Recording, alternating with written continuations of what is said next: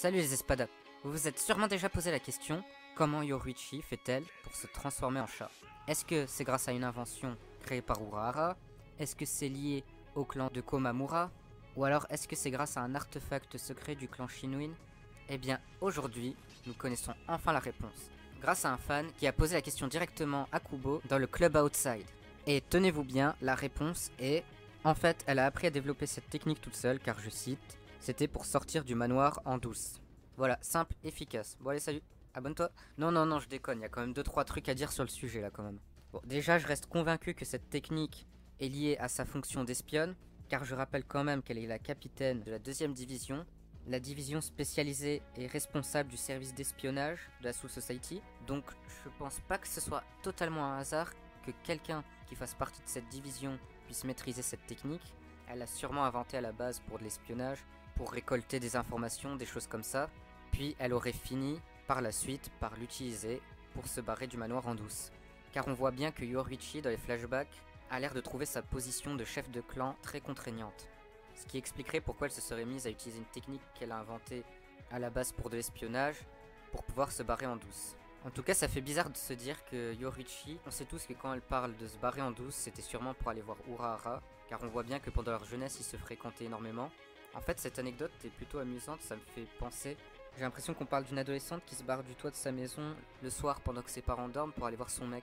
Mais bon, vu la personnalité du Yoruichi, je la vois bien faire ce genre de choses.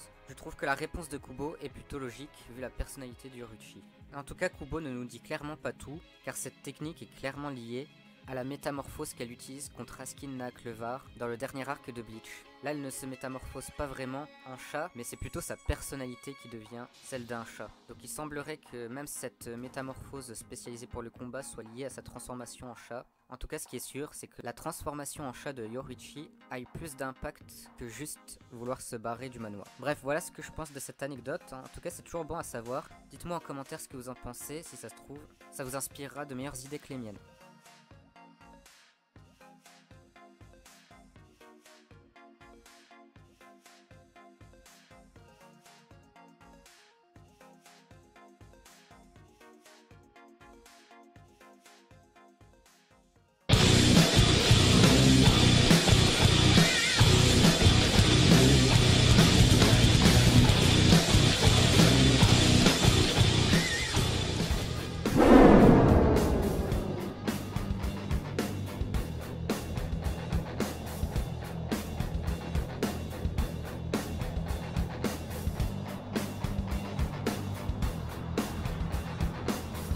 Allons, Kotaro, abandonne.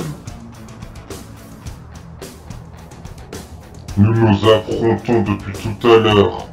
Et pourtant, tu es le seul à être blessé et épuisé. Admets ta défaite et peut-être que je t'épargnerai.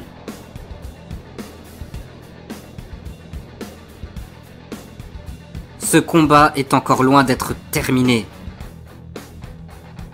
Je vois, il semblerait que tu t'obstines dans ta bêtise. Dans ce cas, il ne me reste plus qu'à t'achever.